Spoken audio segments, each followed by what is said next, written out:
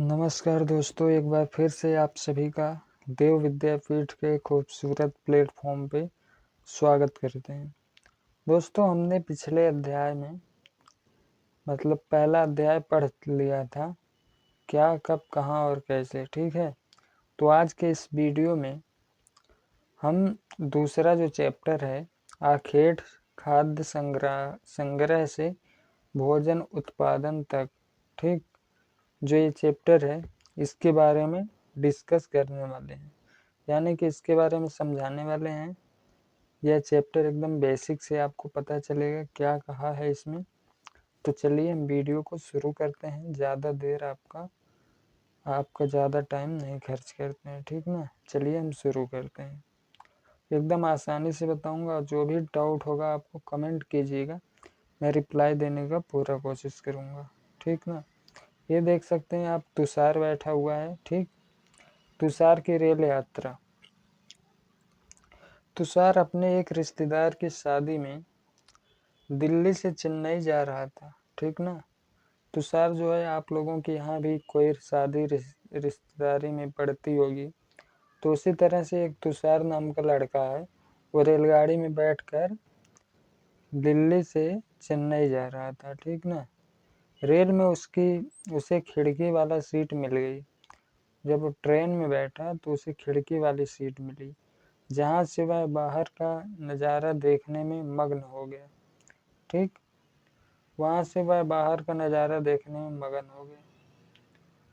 तेज दौड़ती गाड़ी से उसने देखा कि पेड़ पौधे, घर, खेत खलिहान बहुत तेजी से पीछे की ओर छूटते जा रहे थे। तभी उसके चाचा ने उसके कंधे पर हाथ रखा, कहा, पता है, लोगों ने मात्र 150 साल पहले, यानी कि 150 साल आज से पहले, लगभग 150 साल पहले रेल यात्रा करनी शुरू की थी। बस तो कुछ दशक बाद है, यानी कि सबसे पहले आपका भारत में जो आया था वो रेल आया था, ठीक ना। भारत हो या विश्व कहीं भी आया हो, सबसे पहले आपका रेल आया था, उसके बाद बस आया है, ठीक। उसके 10-20 साल बाद बस आपको दिखाई दिया है, ठीक ना। तुषार सोचने लगा कि जब लोगों के पास आने जाने के लिए तेज रफ्तार वाली सवारियां नहीं थी, तो क्या वे यात्रा नहीं करते थे? क्या वे अपनी सारी जिंदगी एक ही जगह बिता दिया करते थे? नहीं, ऐसी बात नहीं है। तो चलिए हम शुरू करते हैं, अब अध्याय पे आते हैं, मेन, ठीक ना। तो मेन अध्याय पे देखिए क्या कहा गया है। आरंभिक मानव, आखिर वे इधर उधर क्यों घूमते थे? जो पहले के मानव थे, आरंभिक मतलब शुरुआत के जो आदमी यहाँ बसे हुए थे, वे इधर उधर क्यों घूमा करते थे? तो इसके बारे में हम लोग पढ़ने जा रहे हैं, ठीक ना। हम उन लोगों के बारे में जानते हैं जो इस उपमहाद्वीप में 20 लाख साल पहले रहा करते थे। मतलब हम लोग को वो भी जानकारी है, जब 20 लाख साल पहले लोग यहाँ रहते थे, उनके बारे में भी हम लोग जानते हैं। आज हम उन्हें आखेटक खाद्य संग्राहक के नाम से जानते हैं। उन लोगों को आज हम आखेटक, आखेटक मतलब शिकारी होता है, ठीक। खाद्य मतलब खाने वाली चीजों का, संग्राहक मतलब जो इकट्ठा किया करते थे, उन्हीं को संग्राहक कहते हैं। तो आज उन्हें किस रूप में हम जानते हैं? आखेटक खाद्य संग्राहक के रूप में जानते हैं। भोजन का इंतजाम करने की विधि के आधार पर उन्हें इस नाम से पुकारा जाता है। भोजन का इंतजाम मतलब भोजन इकट्ठा किया करते थे जंगल इत्यादि से, तो इसी के नाते हम इन्हें आखेटक खाद्य संग्राहक के नाम से जानते हैं। आमतौर पर खाने के लिए वे जंगली जानवरों का शिकार करते थे। दोस्तों, पहले जिस तरह से आज धान गेहूं हो रहा है, उस तरह से तब नहीं था। तो वो लोग जानवरों पे निर्भर थे, जंगलों से जानवर को मार के खाया करते थे, उनकी मजबूरी भी थी। मछलियाँ और चिड़िया पकड़ते थे, फल मूल दाने पौधे पत्तियाँ अंडे इकट्ठा किया करते थे, ठीक ना। फल हो गया, फल फूल जो कहते हैं आदि, फल हो गया, मूल दाने पौधे पत्तियाँ अंडे इकट्ठा किया करते थे। आखेटक खाद्य संग्राहक समुदाय के लोग एक जगह से दूसरी जगह पर घूमते थे। ऐसा करने के कई कारण हैं। मतलब कहा गया है जो आखेटक खाद्य संग्राहक के समुदाय के लोग थे वे एक जगह से दूसरी जगह पर घूमा करते थे। अब क्यों घूमते थे इसका कई कारण है। पहला कारण यह है कि एक ही जगह पर ज़्यादा दिनों तक रहते हैं तो आसपास के पौधे फल और जानवरों को खाकर समाप्त कर देते हैं। यानी कि पहला जो कारण है यह ये है कि मतलब अगर एक ही जगह आदमी रहेंगे तो वहाँ के जो जंगल हैं वहाँ के फल पौधों और जानवरों को खाकर वो समाप्त कर देते हैं, इसलिए दूसरी जगह जाते थे। इसलिए और भोजन की तलाश में इन्हें दूसरी जगह जाना पड़ता था। ठीक ना। अब दूसरा कारण देखते हैं क्या है दूसरा कारण।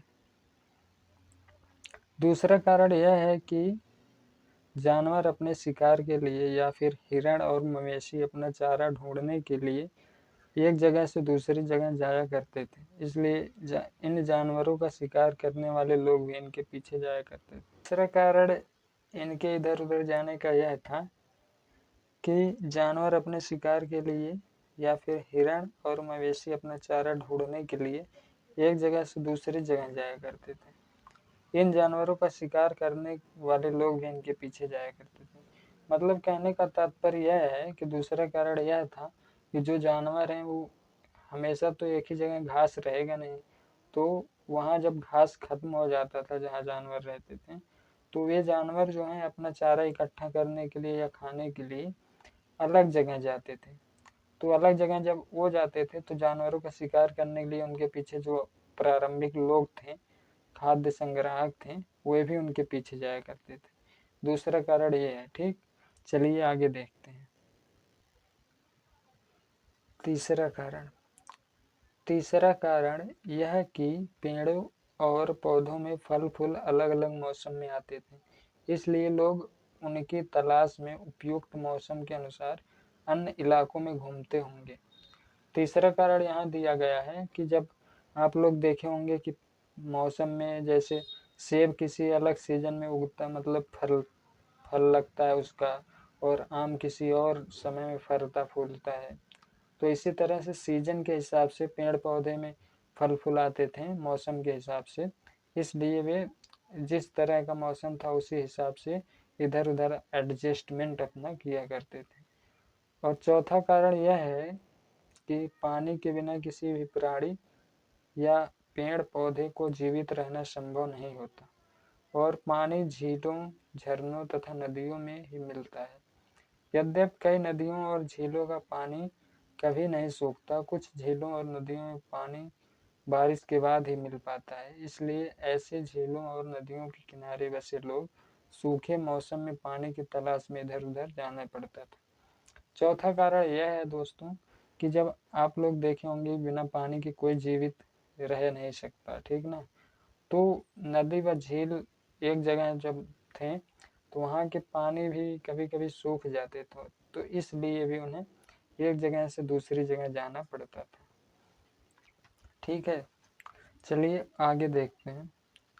आगे यही दिया हुआ है कि आरंभिक मानव के बारे में जानकारी कैसे मिलती है। जो आरंभिक मानव थे उनके बारे में जानकारी कैसे हमें प्राप्त होती है। तो पुरातत्वविद मतलब जो पुरानी चीज़ों को इकट्ठा करते हैं को पुरातत्वविदों को कुछ ऐसी वस्तुएं मिली हैं जिनका निर्माण और उपयोग आखेटक खाद्य संग्रह किया करते थे। मतलब कैसे आरंभिक मानव के बारे में हमें जानकारी कैसे मिलती है।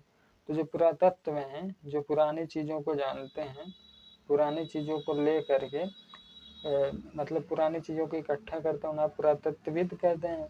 तो ये लोग जो थे इन्हें ऐसी वस्तुएं मिली हैं जिनका निर्माण और उपयोग आखेटक खाद्य संग्रह करते थे। यह संभव है कि लोगों ने अपने काम के लिए पत्थरों लकड़ियों हड्डियों के औजार बनाए हों।